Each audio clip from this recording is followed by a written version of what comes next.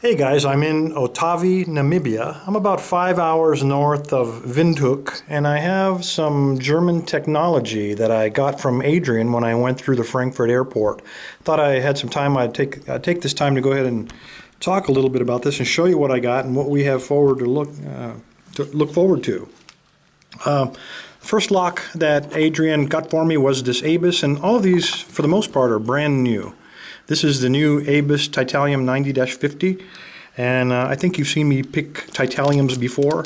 This is a 6-pin one, but I've got to tell you, I've tried picking this one, and it looks like Abus has now come up with some kind of anti-picking feature, and I've got to figure it out. I haven't been able to do that yet. The feedback on these new ones is quite dampened, so be aware of that if you buy one of the newer Titaniums. The next lock that he gave me was a lock that I actually own, but a much smaller one than this. This is the Burgvector, the Diamant, again with the 6-pin. So we got some challenge to work with here. This is a used lock, but I have not managed to pick my other Burgvector, the brother of this one. I think it's the same 6-pin cylinder. These are quite restrictive and quite a challenge to get access to. The next one we have a Winkhaus. You've heard me speak of these before. This is the first new one that I've ever had. There you go on the front, Winkhaus. It's almost like the Y1 keyway, but it's quite exaggerated. It's quite a curve, very restrictive there near the end. This is only a 5-pin, but as I said, I've picked these Winkhaus before. These are not easy picks. So all of this German technology is going to keep me busy for quite some time. I have a Wilka, also this is a 6-pin. Again, if you look at the bidding on some of these and you combine that with some of the German anti-pick features, this also is going to be quite a challenge. Not too long ago, I think you saw me pick an old version of this lock that Mark had given to me. This also is supposed to be actually, there's a version of this that's 6-pin, and sometimes they dumb it down to 5-pin. This one's brand new in the box, and it comes with only 5 pins. So we'll see if we can't pick this one as we did the other one. Now we get into some really interesting stuff. This is a Zeiss Icon. There's nothing to reveal on the bottom what it is. There's no way to get into this cylinder. There are no release clips to get access to it, so I really don't know how they put it together unless they shoved it in there and something permanently locked into place. So to repair this one would be quite difficult. 6-pin Zeiss Icon. I've tried picking a 5-pinner, and they have all kinds of anti-pick features in them, so this really is quite a challenge. The next one is a CES, a brand new cylinder. Again, it's hard to see, but if you look on the bottom, you can very faintly make out the pinning on this one. This one is, we can take this one apart. It is only 5 pins, but again, look at the wild bidding on this thing. So this ought to be quite a bit of fun. There are a lot of anti-pick features in this as well as the feedback dampening. This probably one of the simpler, not the simplest one, is this Corona. I've never seen this brand, but Adrian assures me that this is a common brand in Germany, and there are all kinds of anti-pick. It also has the exaggerated Y1 keyway to restrict access. It is only 5 pins, so I'm probably going to tackle this one of the first ones. He gave me a DOM, and this is an unusual lock in terms of configuration. It is, I believe, a DOM 5. There are 5 pins, and then of course you see the ball bearing, the inset, which is pushes one of the pins below the shear line, so it makes it difficult to locate it and difficult to pick it.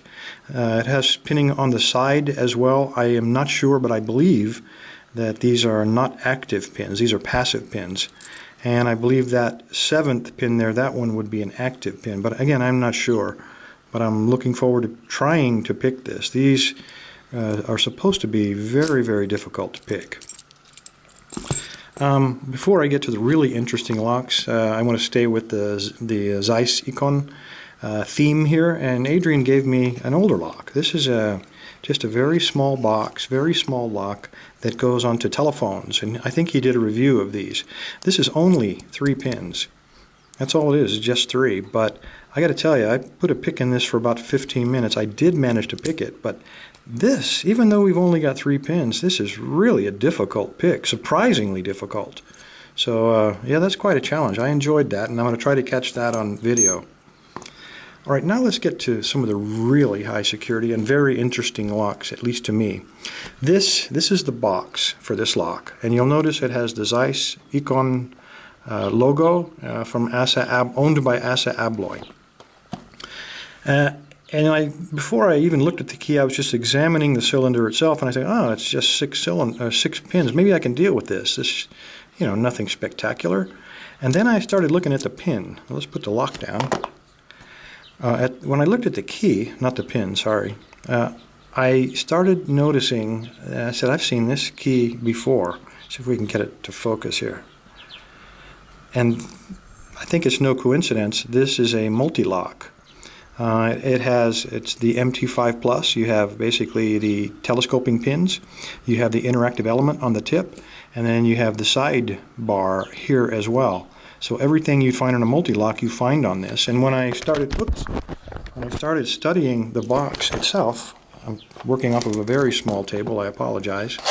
I looked inside of it, and lo and behold, they say very clearly that this product is based on the leading MT5 technology. So I wasn't even aware that Zeiss Icon had bought the MT5, or at least leased it, the MT5 technology. So I was very surprised to see that.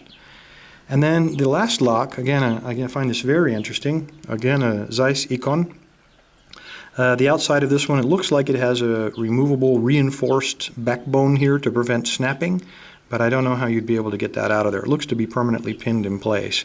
Very finely machined, a lot of engraving on here to lead you to believe that there's something special about this lock. And indeed, when I looked at the key, put the lock down, let's look at this key. I think a lot of you might have seen this before. In fact, I think Locksmith Army picked the EVA 3KS on YouTube. And again, they copied MT5, they copied mul-t-lok, and it looks like they might have paid to use the technology from the EVA 3KS because it is almost identical in the key design and in the way that this works. The sliders are slightly different, and from what I'm able to see, there are the same number of sliders as the 3KS, except on the edge there are additional pins to deal with. So I am not sure that either the previous, the MT5 technology, Zeiss Icon, or this one, I don't think I have the skills, have anywhere near the skills to attack these quite yet, but it does give me something to aspire to. Anyway, thanks for paying attention. I'm all the way from Namibia. I appreciate your time. Everybody stay safe and stay legal.